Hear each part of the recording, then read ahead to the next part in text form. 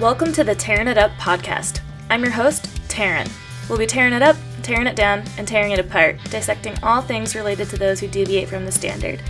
From leaders of their industry to leaders of mediocrity, and maybe a gear review or two thrown in. We shoot the shit and let the conversations flow, so if that's not your style, this may not be for you. Otherwise, listen in. Hope to light a fire in you somehow. Hello, everybody. Welcome back to another week. We are taking a break from talking about bikes today as we have an amazing guest on the show. We've got Meg Carney here. She is an outdoor and environmental writer with a passion for environmental advocacy. She primarily covers topics within the outdoor industry, ranging from the best new products and greenwashing to the scientific cover-ups of hazardous chemicals. Her work can be found in digital publications such as Field & Stream, Popular Mechanics, and GearJunkie, and her environmental journalism extends into 2 podcasts of her own. Her original shows, The Outdoor Minimalist and Forever Chemicals. I found Meg through another podcast I was listening to. Off the top of my head, I can't remember which show it was, but she was a guest on it. And so that's how I discovered her podcast, The Outdoor Minimalist, and have been following her and her show there for a while. And then have been following her new show, Forever Chemicals, that just released, in March, was it, Meg? Yeah, awesome. Yeah, it came out in March. Cool. I'm really excited to talk about both of your shows and just the work that you do.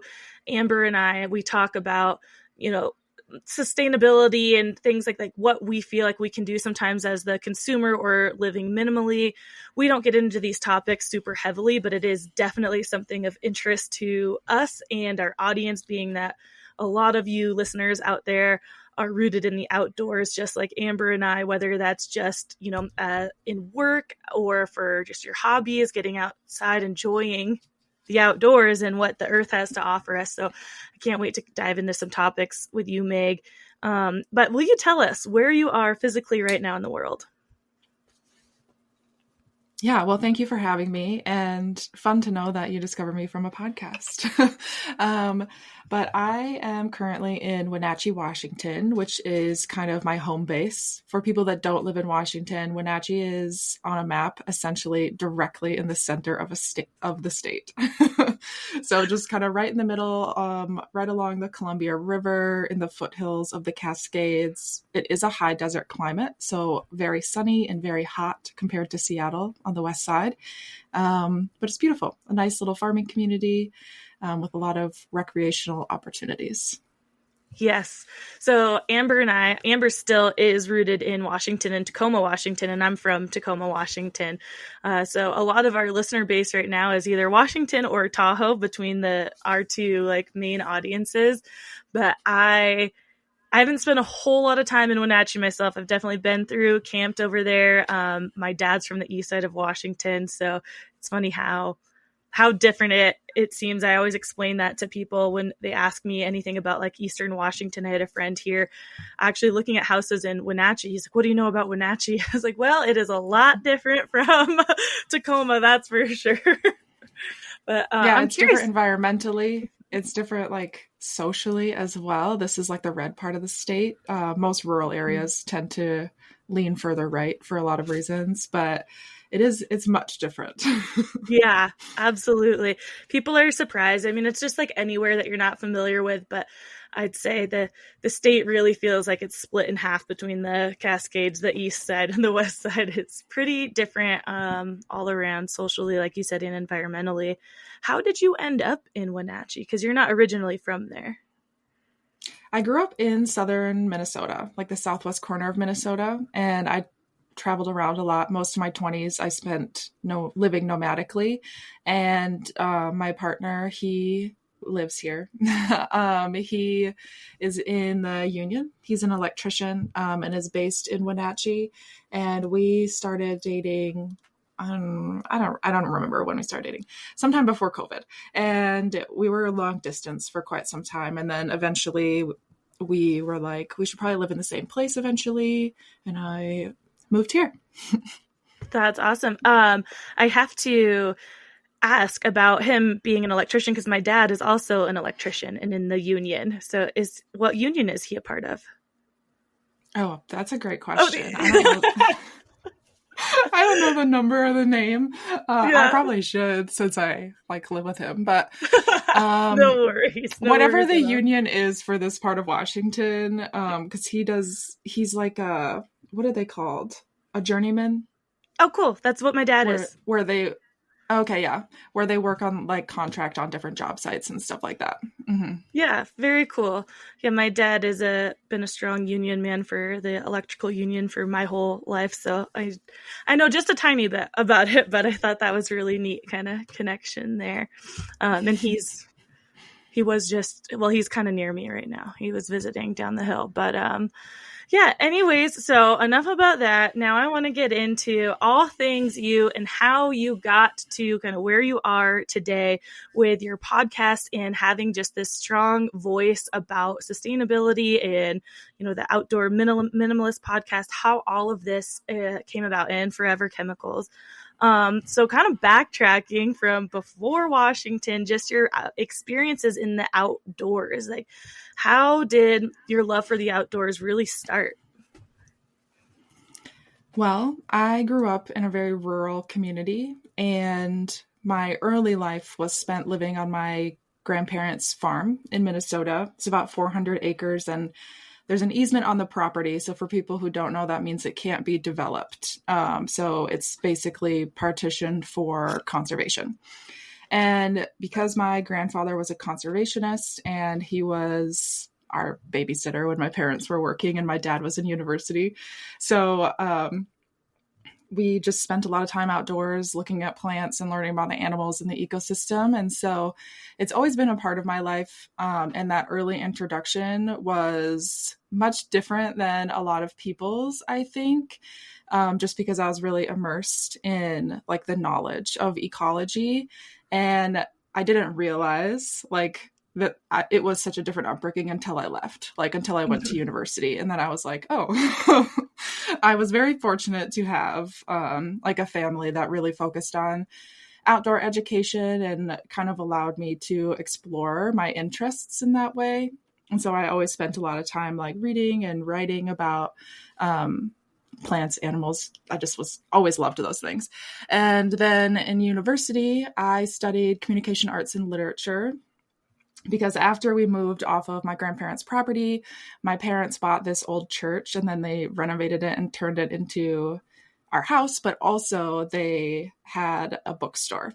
Wow. And so we basically lived inside a bookstore. So I had the introduction to outdoor activities and a love for the outdoors and caring for the outdoors, but also to literature and communication and things like that.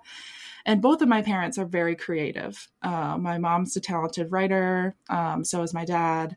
And everyone in my family is basically a musician as well. And so that creativity piece was kind of woven into our love for the outdoors. And after university, I had fallen in love with rock climbing. And so I left Minnesota. I did climb a lot in Minnesota. If people haven't been to northern Minnesota to go rock climbing, it is an understated location for that activity, because on Lake Superior, there's these sea cliffs that you can rappel down and climb up. And it's just right on the giant lake, and I love Lake Superior. But anyway, that's amazing. I would have never guessed. So I'm glad that you pointed that out, because I feel like when you picture Minnesota, rock climbing isn't the first thing that comes to my mind. So that's amazing. I'm also really bad at geography, so trying to think, I'm okay, wow, Lake Superior, huh? Cool. Yeah, I mean, it's pretty close to Canada, but if you've seen photos or videos online of the Upper Peninsula in Michigan, that looks very similar to northern Minnesota. So very similar, rocky shorelines. It's very beautiful. Big mecca in the Midwest for outdoor sports. But then after university, I left, lived in a vehicle for most of my 20s, drove around to find climbing spots, worked odd jobs.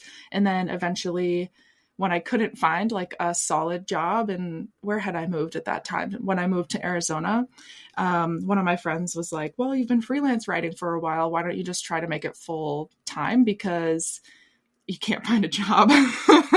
And then I did that. And the rest is history. And now now I just freelance write full time. I did have a short stint with Field and Stream as a staff writer for a little over a year and a half. But I left that job last year to pursue like personal projects, and specifically the Forever Chemicals podcast. And the Outdoor Minimalist podcast, if people haven't listened to that before, the genesis of that is actually my book. So my book, Outdoor Minimalist, has the same title. And in my pursuit of freelance writing, like most freelance writers in the outdoor industry, you enter it through product journalism, which is unfortunate, but it's just the way the tides go. Do you mean, sorry to interrupt you there, but just like as far as product journalism, like gear reviews and things like that? Or yeah. Okay. Yeah, gear reviews. And I also had like a pretty stout background in bushcraft and like survivalism in the outdoors, like making fires, plant ID, all those types of things. So I also wrote a lot in that space. So I was able to differentiate my portfolio a little more than other people, I think. But I kind of was early on in my career even was getting tired of the trajectory. Basically, I was like, I'm tired of writing about all this gear. It's not really in line with my values or my lifestyle. And so like, how can I kind of tailor this to things that I actually care about?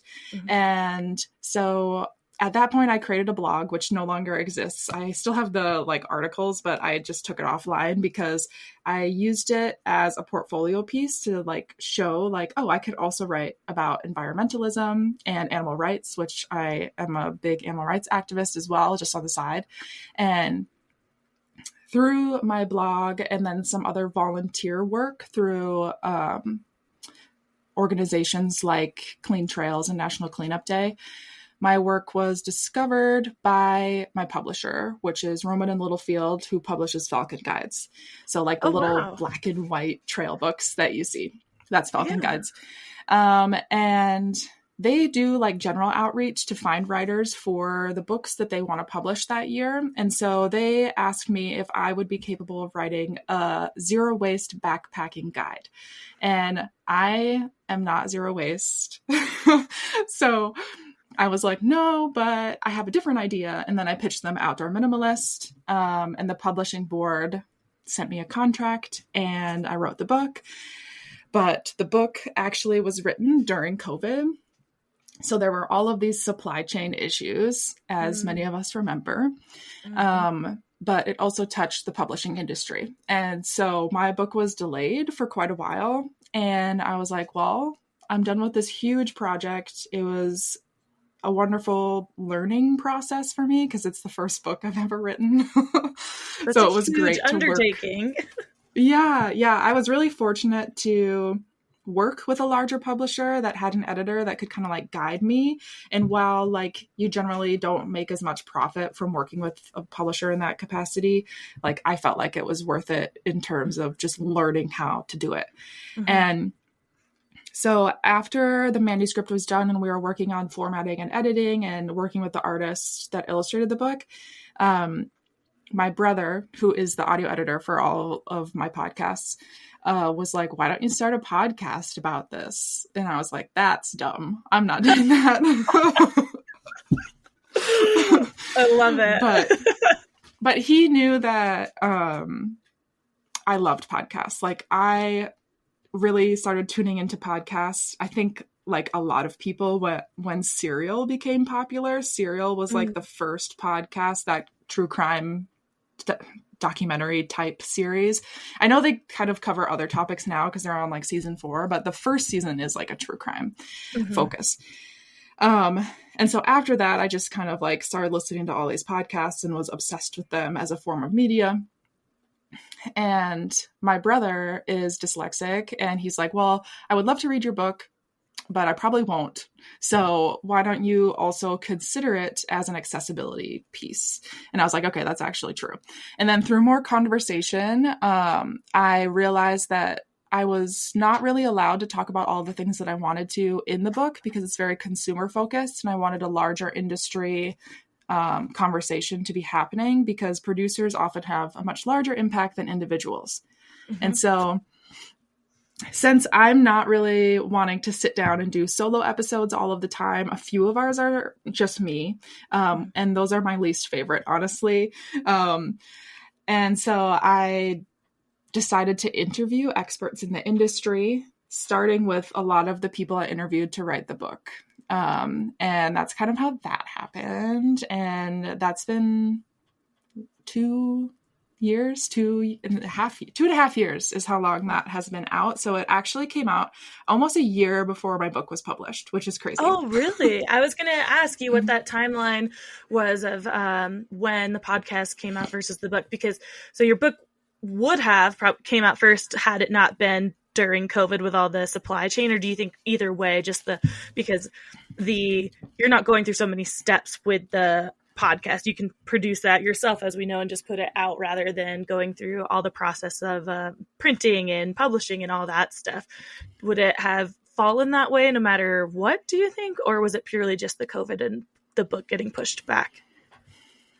I think it would have kind of fallen that way. It would have been shorter. Like it would have only been like 4 or 5 months before the book was published, because we started releasing the podcast while the book was being like sent to the printers and stuff like that, and like finalized in terms of edits and formatting.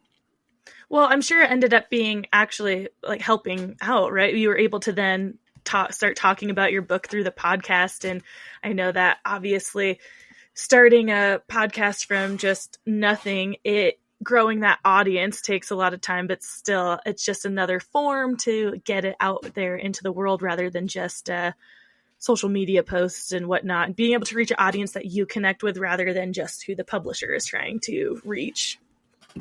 Yeah, it was, I think, a good marketing tool for the book. And I did have a publicist that helped with other like marketing aspects for the launch of the book, but it has been great to get the word out and just be like, I also have a book. But yeah, that's super cool. How long did it take you in whole to write the book? About 3 months, which is a short turnaround, but that was my contract. But luckily, a lot of the research and content I had covered previously in other work. And so like I could save a lot of time on the research. I still conducted a lot of interviews with people in the industry to like write the text and had to do a lot of research. But since it was COVID, I had moved from Arizona back to Minnesota and living closer to my family. I didn't really have that many friends so in that area. So I didn't have a lot going on. And it was a great COVID project for me. Mm-hmm. Absolutely. Yeah. With the book, I'm curious, as you know, it stemmed into the podcast and being the outdoor minimalist. Can you talk a little bit about kind of what that means to you? Because you mentioned, you know, the idea came to you from the publishers talking about zero waste, and that's not you. I mean, zero waste, that's incredibly, incredibly hard. And minimalist obviously can be perceived in many, many different ways. But I'd like to know kind of what that means to you. Yeah, it's pretty broad. I mean, the reason that I shied away from zero waste is kind of exactly what you're saying, is I didn't see it as a very approachable topic. And I felt minimalism better reflected my lifestyle, my expertise, and also would reach a larger audience because people can kind of tailor it to their own life and needs and values. And it's just generally more accessible. And so outdoor minimalism in particular is basically just taking the concepts of minimalism, essentialism, zero waste, and some other ideas, and applying them to outdoor recreationalists and the outdoor industry. So things like the leave no trace principles are woven in there because they're important, but a big pillar of the text and also the podcast is consumption in general, and kind of going through life with an anti-consumerism lens and integrating that into everything you do, but specifically with our outdoor sports, because most of the time we love going outside and we should want to protect those things, but like our gear and equipment are actively harming our outdoor spaces, often outdoor spaces we don't see because they're produced in other countries. But they have an impact nonetheless. So that's kind of like the general focus and kind of like how I curate content, I guess. Yeah, well, it's super interesting to hear because, like you said, it's broad, right? And everyone's kind of perception or idea of it can be a little bit different. I love the focus on the consumerism aspect because as we talk about, gear and especially outdoor lovers, and you were a gear reviewer, and so that has to be hard to people who are gearheads. Like I feel like a gearhead, so it's hard to not fall into the trap that these companies put out there of like the new, the best, the lightest, the whatever, to get out and do this thing. But then you're like, well, do I really need it? And like, it's just all this, it's a mind game for sure. Consumerism has consumed us. And like, we are just like kind of tricked into thinking that to get outside, we need this. And obviously I think there are times if you're trying to do a fast packing or something ultra light, and every gram really, really matters, then I don't know, you can weigh the pros and cons. Obviously, I'm still not saying like go waste everything, but to me, like that doesn't matter. Every time a new light pack comes out or this pair of shoes is announced lighter, like that's not the selling point for me anymore. And so I'm trying to be a lot more conscious of like, what is the selling point when I'm being pushed a new product? Like, do I really need this? Is it because the gear that I already have to do it is actually unusable or unfixable, or maybe is made with something like PFAS? And that's a whole other conversation too that I can't wait to talk to you about, because being in the outdoor industry myself and having had worked at a retail store,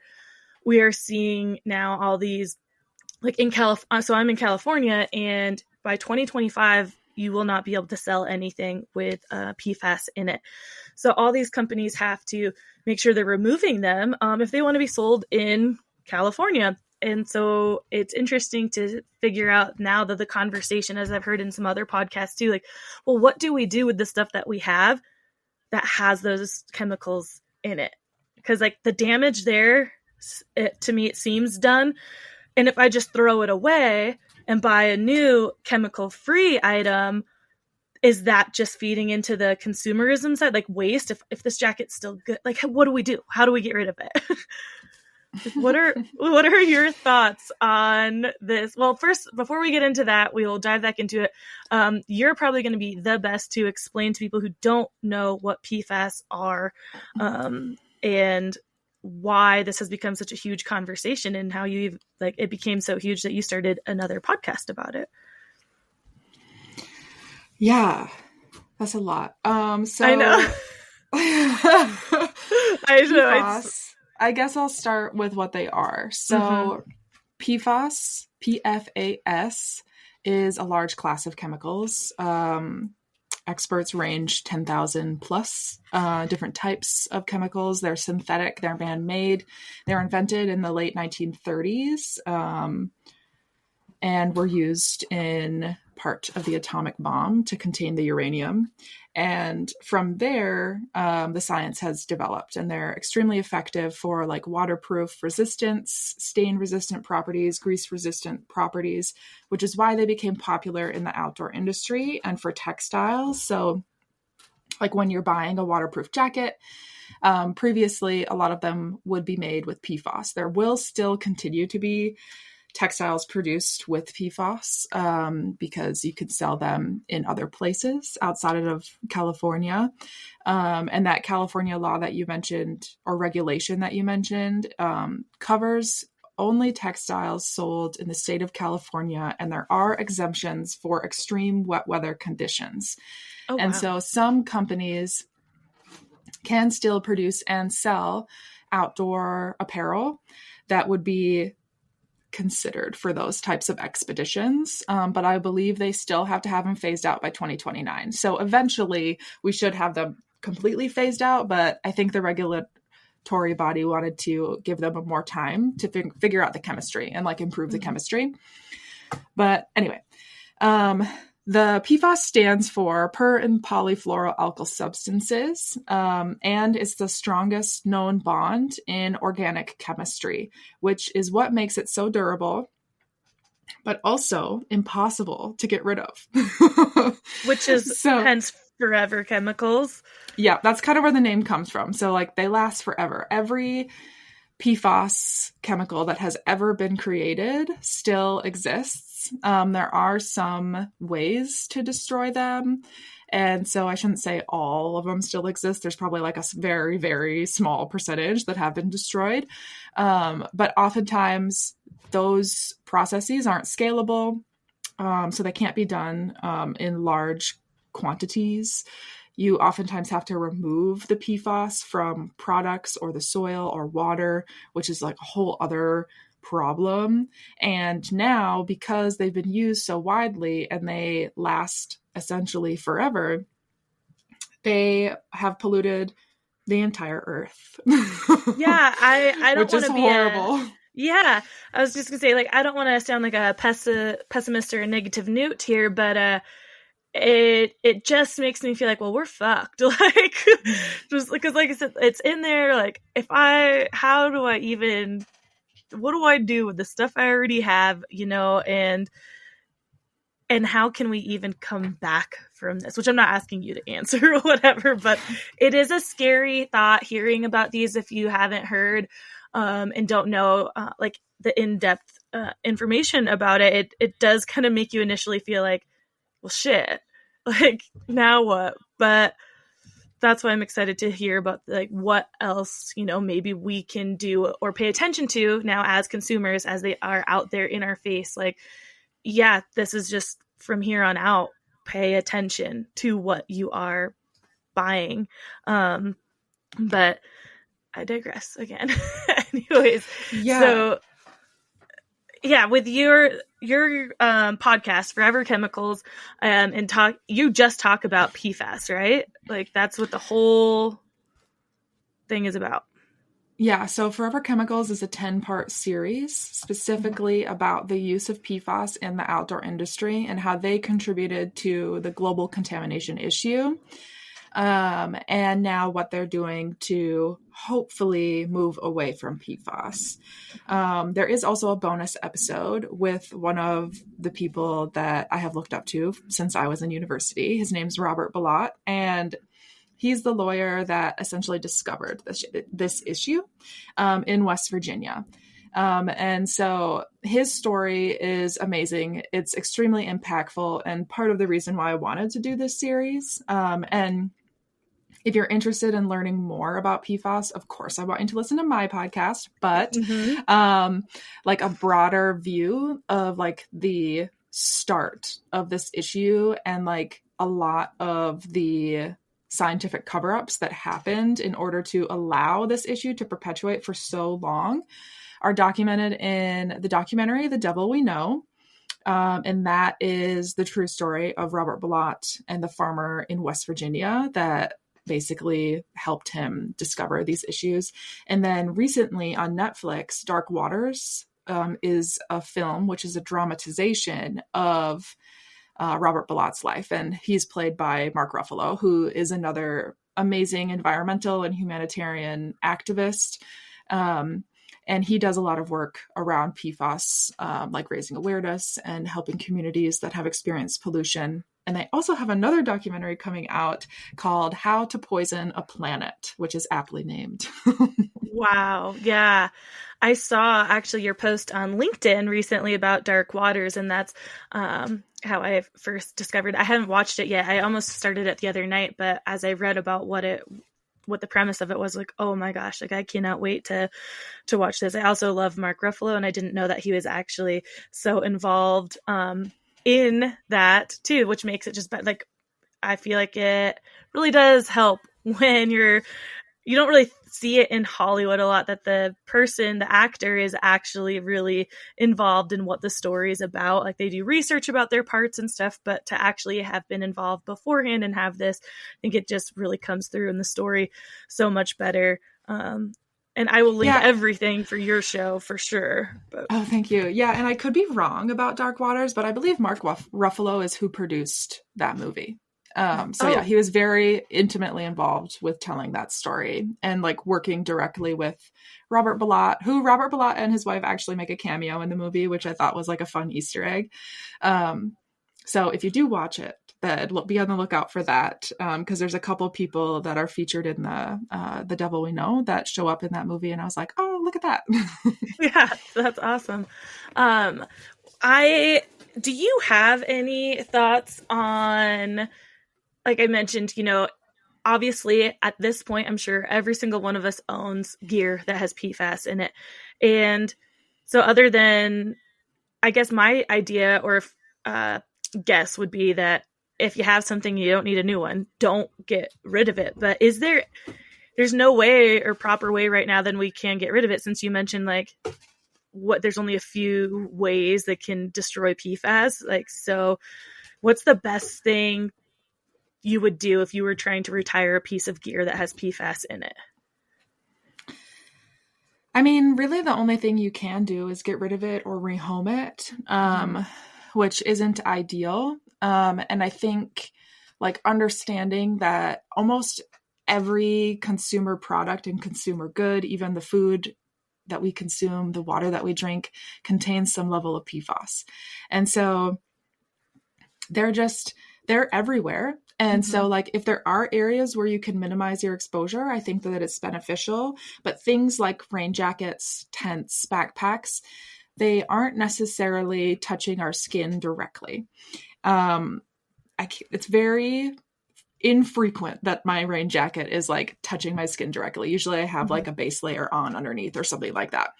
And because of that, like low risk of dermal transfer of the chemicals being absorbed into my body, I'm not as concerned with owning that equipment because I already have it.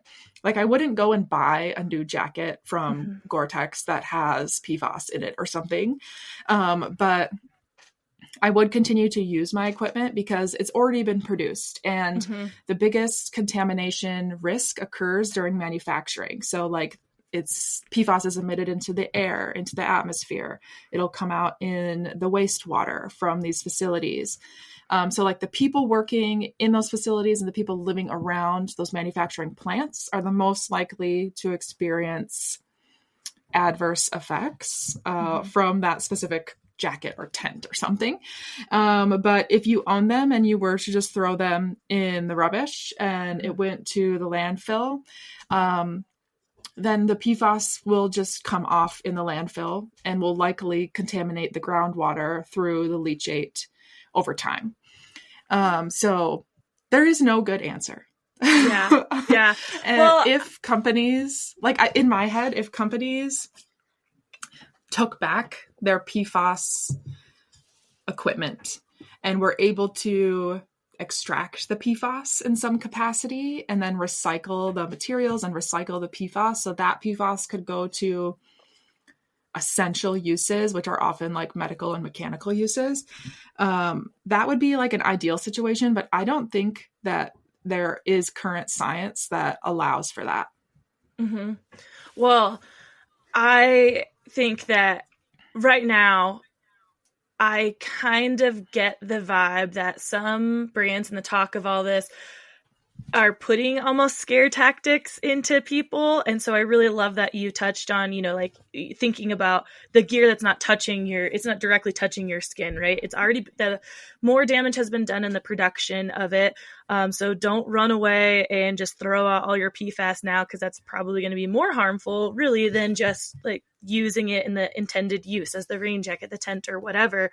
Because again, I also feel like some people are using it for an excuse to go buy the new thing that doesn't have PFAS. Like, quit using that, get rid of it, throw it away, and now go buy this.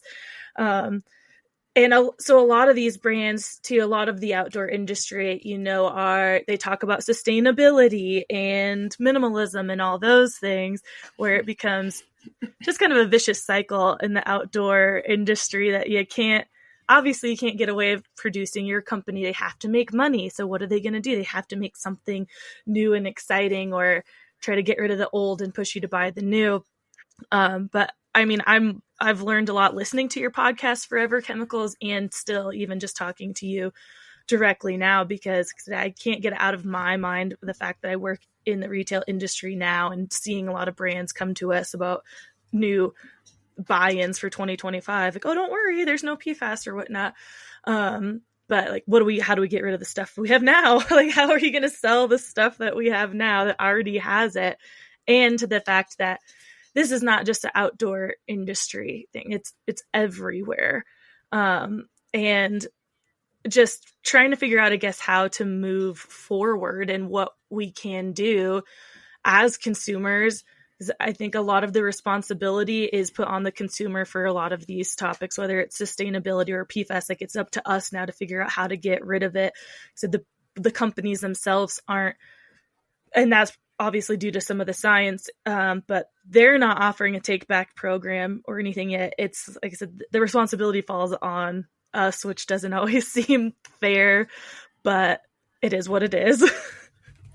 Yeah, I mean, I think consumers do have a lot of power, but they're not often the ones that are creating these pollution or environmental problems to begin with. Mm-hmm.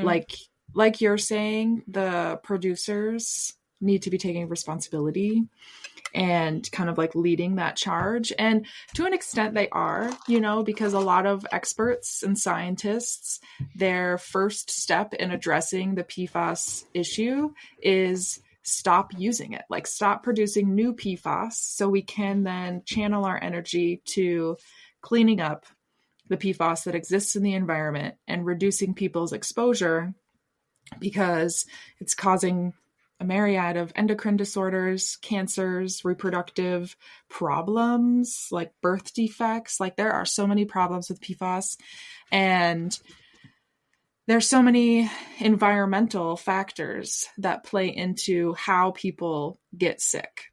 And I don't think that it is a coincidence that cancer rates are on the rise, and more environmental pollutants exist because of the things that we are producing. Yeah, I mean, it's easy to see how this falls into your, like, the Outdoor Minimalist, the podcast, the book, and all that. But how did you decide that you're going to make this 10-part series and really dive into this topic, and talking to some of the people you've talked to are high up in their company, or like I'm sorry, what was his name? The lawyer who first discovered Robert Balot. Yeah. So to be able to talk to these people, that's amazing that you've created this project to get out in the world and have these voices speaking on your podcast. But yeah, what made you go, I'm gonna do this. I'm gonna tell this story and try to track these people down and get it out there? Well, if you can't tell, my personality, I have a very strong sense of justice. And so when I learn about something new, I oftentimes try to align my life with those things. And I'm like, okay, how can I align my values with these things? And like I said, I've looked up to Robert Balot for a long time, and his lawsuit, which was about 20 years long, kind of started to gain a lot of media traction while I was in university. So I kind of started following that. There was a big article in the New York Times called the lawyer, or I don't remember. I'm trying to remember what it is called. It's not important, but my brain is getting stuck on it. Anyway, there was a big article in the New York Times that basically was a preview into all the work that Robert Balot was doing. And then The Devil We Know came out, and I watched that documentary in 2019, I believe. It came out in 2018 or 2019, but I watched that, and it was so disturbing. I was like, wow, this is something that I cannot stop thinking about. And I just kept wanting to learn more about it. And then as I started to grow as a writer, I started attending trade shows and things in the outdoor industry. And I noticed that there was a lot of discourse going on between brands regarding PFAS, and eliminating them, the importance of that, etc. And I believe that was kind of leading up to, there was knowledge of California going to implement this regulation, banning PFAS in textiles. And so companies had to start moving in that direction. Hold on, my dog is about to bark.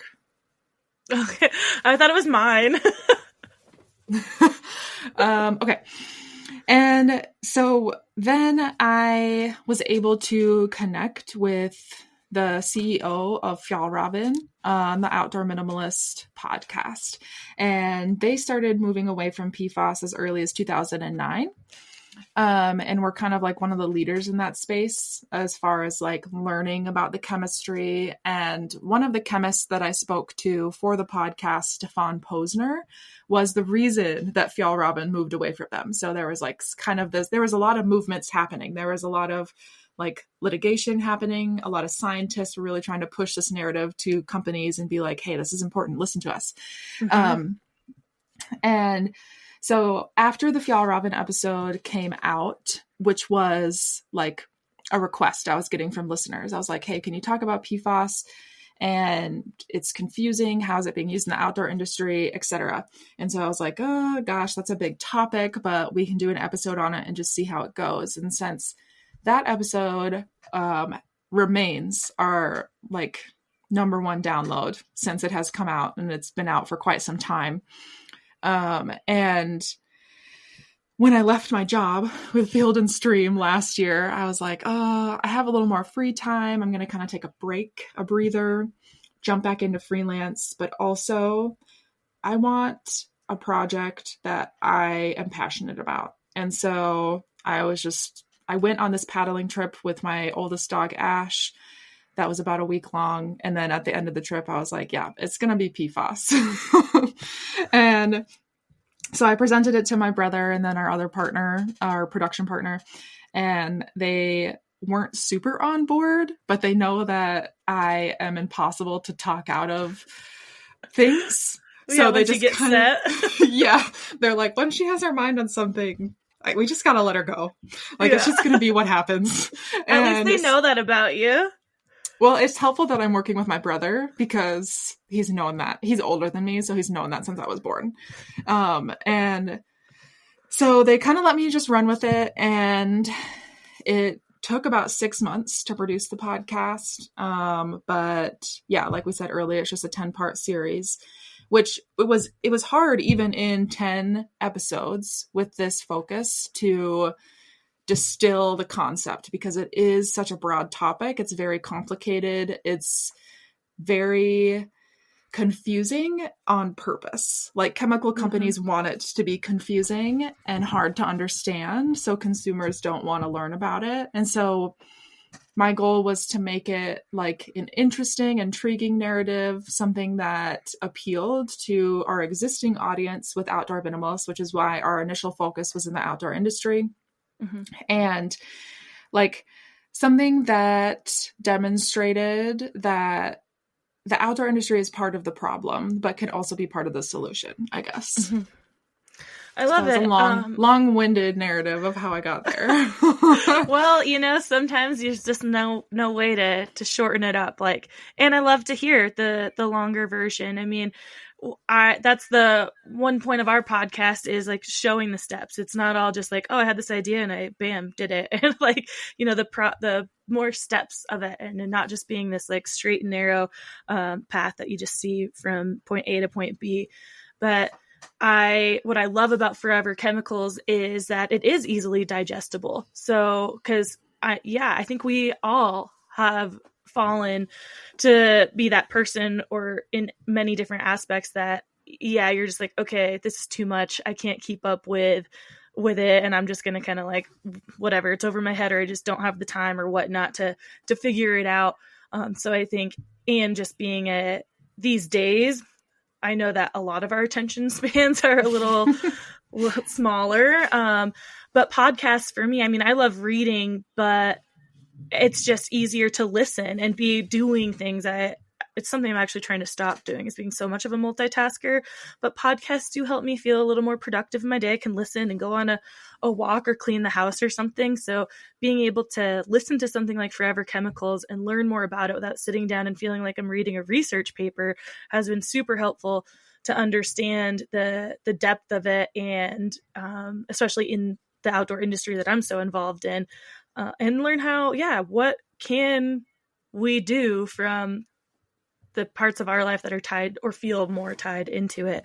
Or what are the companies that I've supported in the past doing, like, is it giving me a different lens to other companies or brands or just in general? And it definitely has.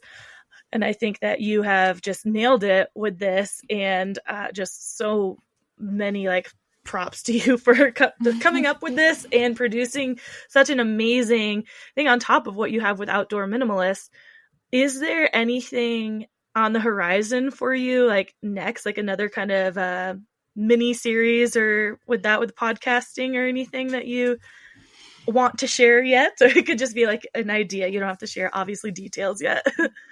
Yeah, I always have a laundry list of ideas. And Emily Holland's new podcast, what is it called? Shiny Objects. Yes. I have a lot of shiny objects, but I do make what Angie was talking about, the dump list. I make a lot of dump lists, and I was like, that's a great term for it, but I do it all the time. Like my phone is just notes of dump lists. But anyway, one of the things that we've actually started to move on now that the first season of Forever Chemicals is published, it's done.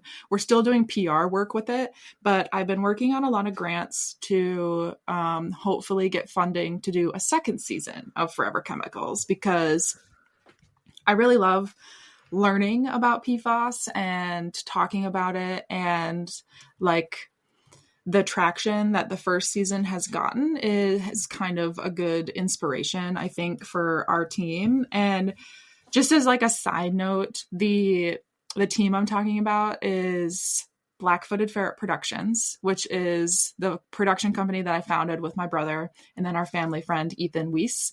They both work in like audio and video production. Ethan is a prominent like concert photographer and videographer in the Midwest, but so we started like working on all these things together, and it's great to have like a sounding board and a team to work on those things with, instead of just being me. And so since they also noticed the traction with the first season of Forever Chemicals, they're like, okay, well, after we had done the production like week and a half together and like edited all the episodes, and we're like, it's done. What do we do now? They mentioned, what about cosmetics and personal care products? So, like they aren't necessarily as immersed in the outdoor industry as me, but they wanted to work together. And so they're like, you already have these things. Let's just jump on and help you grow it. But now we are kind of thinking, how can we kind of like broaden our reach and hopefully like push more information out there into the ether to like more consumers. And so my brother's wife, she used to be a cosmetologist before she was a nurse. And then Ethan's girlfriend is a talented makeup artist. And so I don't use cosmetics really at all. So it's not something that I think about.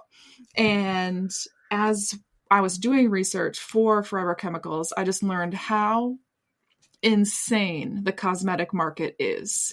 Like, it is gnarly. There's hardly any regulation. So many chemicals are going in there, and you're putting them directly on your skin. Yes. And that just bothers me to no end. And then as Ethan and my brother were learning about these chemicals with me, it made them concerned for their partners, right? Yeah. Because they're like, what's happening? Like, what are you putting on your face?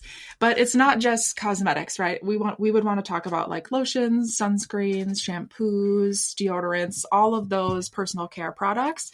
And so that's like my goal for this year, is to secure funding for a season 2 of Forever Chemicals, to move forward with that and kind of like continue to build our portfolio as a production company so we can branch into video production in the future. So like long-term goals would be to produce documentaries as a team of 3, but since we're rolling with audio production, it's a little bit lower of a lift. It's still a lot of work, but there's like, you don't need to like implement the video editing as deeply. And that is crazy time consuming to get the footage and then make sure it's high quality and then edit it all together. Like editing audio alone is a headache to me. And so that's the main focus, but we will, depending on the amount of funding we get, we will be producing like a video aspect for that season, just because, like you were saying, we have a short attention and most people are gravitating toward video content. And so we're trying to like appease the consumers to be like, how can we get more people to listen to this? Yeah. That's amazing. I mean, every time I see a documentary, I honestly think about even reality TV shows and like anything really. I'm like, the editing like is what I really can pay attention to. I'm like, that is amazing. The way people can do this, and thinking about the time consumption of video editing is just, I mean, I can't even wrap my brain around it. That's a huge undertaking for you guys, but would be super exciting, and I think very important. The messages that, like I said, that you're putting out there through audio are hitting for people, and to spread the audience out, going into the cosmetics, because that you'll still hit our like the audience, the outdoor audience, because like you mentioned, lotion, sunscreen, shampoos, deodorant, things like that. Like that's pretty much everybody uses that. I don't use cosmetics either, and neither does my co-host Amber so much. I mean, occasionally on a special occasion, maybe, or lip gloss is like the most thing I eat, as far as I go. But sunscreen, lotion, those things. And what's crazy too is I just got in a conversation with one of my really good friends. Her daughter's 11, and of course, like on TikTok, and her and her little friends, they all have skincare routines, and I'm like, I'm 30, almost 6. I don't have a skincare routine. Like I honestly don't even really put lotion on my face. I live in a dry climate, but I just like, that's the only part of my body that isn't dry is my face. So I don't put lotion on my face, just sunscreen once in a while. And I'm like, the fact that 11-year-olds are getting thrown into skincare routines and getting obsessed with product that's very popular on TikTok, I'm like, those are probably just loaded with things that should not be on your face. And actually, by the time you're 20, will meet like you'll need a skincare routine, because you've spent the last 10 years loading your face with all this crap instead of like waiting till a later age. I mean, I know teenagers get into makeup and whatnot, but 11, I'm just like, oh God, we gotta. And so if we can spread that out, if you can spread that out, and you're getting parents at least to be a little more, can get on it and try to mitigate before their children reach it, which I know is a whole nother battle in itself. You got to give in, but that's a whole nother monster that I do think needs a lot more attention to it, and to be able to reach those consumers would be an amazing thing. Yeah. And it is still tied to like our larger mission, which is an anti-consumerism, and like a way to protect wild spaces. And I think a lot of times as environmentalists, especially in the outdoor industry, like we sometimes miss the mark in terms of like everything is connected, you know, like all the humanitarian issues happening, wars that are waged, oftentimes these are over resources. These are about environmental issues, and it trickles down to the consumer then. And so like looking at the bigger picture, like it's all connected and it's all important to discuss. And the more awareness consumers have, which we're seeing right now, like especially with TikTok and social media traction, there's a distrust for large media and the government.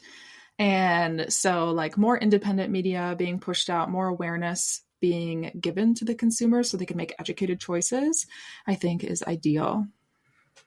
Yeah, and different viewpoints, like you said, just not being pigeonholed into one side or the other, but being able to hear from a lot of different perspectives and unearth some truths that are not out there from larger publications, because they're paid by the people producing some of these things. Yeah.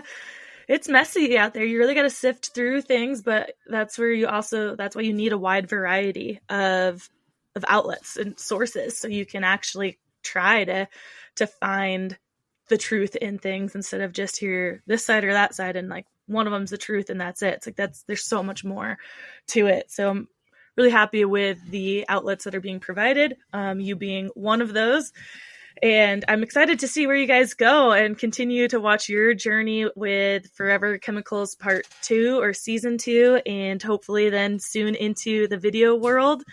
and as well as continuing to follow Outdoor Minimalist. Do you have any future goals with that side, particularly with Outdoor Minimalist? Outdoor Minimalist, you know, we're kind of just in a flow right now. Mm-hmm. You know, we produce episodes every Monday. We've gotten some really amazing guests on the show that I'm really fortunate to learn from. And yeah, I'm just kind of enjoying like meeting people, like the networking opportunities and like all of the different voices that are in the outdoor industry, and also like the mindfulness minimalism focus. Mm-hmm. We will likely expand on content this summer in terms of like maybe potentially do more than one episode a week, but it kind of depends on my ability to capacity keep up with that much. My capacity. Totally. Yeah, 2 a week is one a week becomes a lot, especially when you are so involved in the actual production part. It's time consuming to create the quality of work that you put out there. Yeah, I think our main goal, like as a team, is like we want to like grow our audience, right? And every podcaster wants that, but we want to kind of like focus more on that like marketing aspect and like how can we get in front of more listeners? How can we make our content what people actually want to listen to? Like what are people searching for? And so I think a lot of our focus right now is like just making sure we're producing quality content that people want to hear, and then doing side quests basically, which would be like the Forever Chemicals would be like a side quest. And so that way we can kind of like integrate more focused efforts on bigger topics, and doing more mini series, because like me as a listener, a lot of the podcasts that I listen to are produced by investigative journalists. That's the type of content that I'm interested in. And so why wouldn't I then produce content in that same capacity? Because I already love it and I'm obsessed with it. I want to go in that realm with my career. And so that is probably what will happen. Yeah, that's awesome. So with Outdoor Minimalist, you guys have a YouTube. Is the video for your podcast for the Outdoor Minimalist on YouTube, or what is the YouTube about with the Outdoor Minimalist? Yeah, our YouTube channel, we upload like the interview each week to the channel, but that's not where like the bulk of our viewers are from or subscribers. We do have like the hardcore listeners that will watch it every week, you know? But we also cover gear reviews, like kind of overviewing different types of materials. I give a sustainability score at the end of every review, which is like a little bit different than other gear reviews out there. I do a lot of dog content, and some trip vlogs. You know, we're kind of really early in the YouTube journey, and it's not necessarily something that I actively wanted to pursue. And so I'm trying to make peace with the way that media is, and also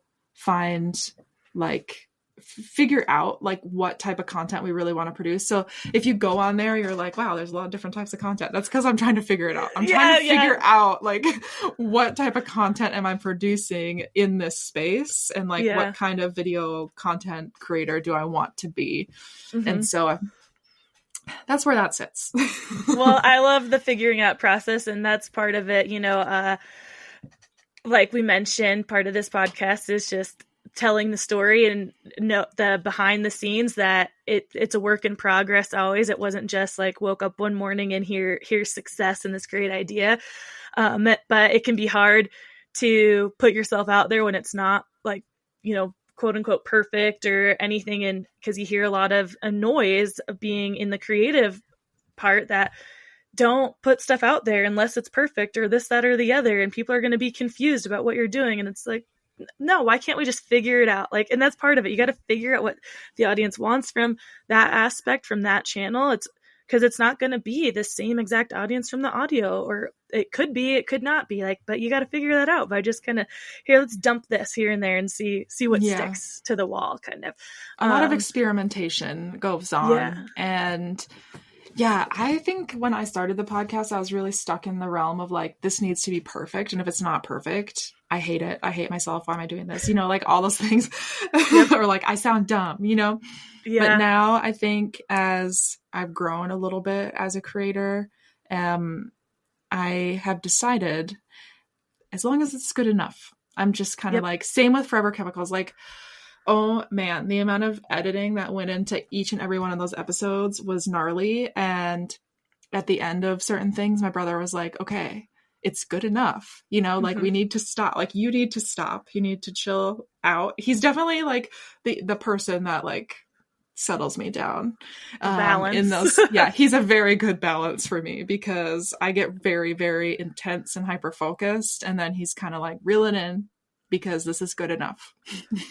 It's amazing to have a person like that on your team, and being that perfectionist type, or at least having the tendencies. I totally can relate to that. And you just have to stop and think sometimes of, it's not going to be perfect for everybody, and your own thoughts change too, right? It could be perfect for you today, but then tomorrow you might wake up feeling different. So you just have to like, just put it out there. Like when the moment comes, like, okay, you know what? Like, yeah, I might look at this 2 weeks later. It's just like when you go back to the beginning, you're like, whoa, that was awful. I can't believe we ever did that. But it's where you were at. It's fine. It's all about growth and development and change. And you're well on your way through it. And like I said, I'm excited to see what you continue to produce and put out there into the world. Before we head out, I know for everyone out there listening, this has been a lot, as it always is when we have a guest on for the first time, because we're kind of touching on like a little bit of everything. But what I loved about having Meg was that I knew we could touch on a bit of everything, because she has all these great places where you can go and dive more in depth into these. Like, go listen to her podcast and learn more about these topics straight from her and the source.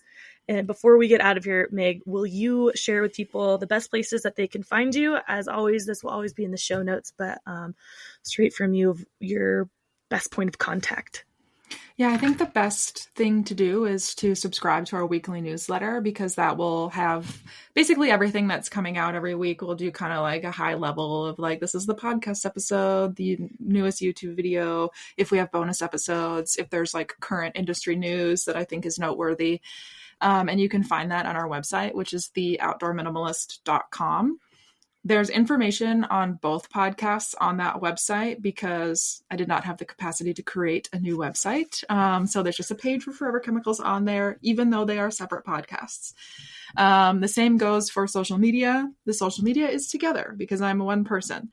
And Instagram is the social media I'm most active on outside of LinkedIn.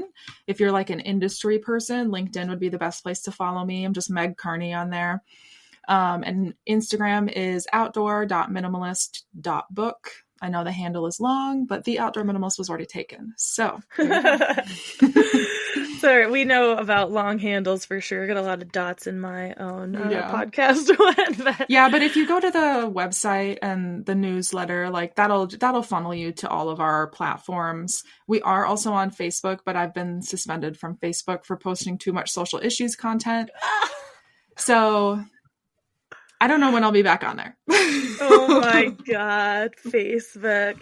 Well, that's exactly why you should sign up for the newsletter. That is the place that you can always just trust that the person you're following will never lose. It won't get taken away from them, because if things happen, your Instagram or whatever social media can just disappear one day. So if you never want to lose touch with the person you're trying to follow, most likely they have a newsletter, and subscribe to that. And their podcast, in case they disappear like ours did for a week. But oh no. Yeah, we're back. But anyways, Meg, thank you so much for joining us today and spewing a whole lot of information that that I kind of forced you to with my just very caffeinated brain today. But it was great to have you, and I hope to have you again sometime to go on a more focused topic. Everyone out there, check the show notes for the links for the podcast, the website, and all her socials and things like that. And awesome. Thanks for having me, Taryn. You are welcome. We'll talk to the rest of you all next week. Bye. We hope you enjoyed this episode and would do us a huge favor, since we don't have any sponsors or anything like that, and would rate and review us on whatever platform it is you use, Spotify, Apple, Stitcher, whatever it is. And if you're listening and downloading just through the website, tearingituppodcast.com, leave comments. We'll definitely engage back with you. And on social media right now, we're just on Instagram. Tearing It Up Podcast is the handle. Like the post, share the post, comment on the post, whatever it is you got. Show us your love so we just stay relevant and show up in the rankings at all. So again, rate and review, please. And we'll see you next time. Thanks.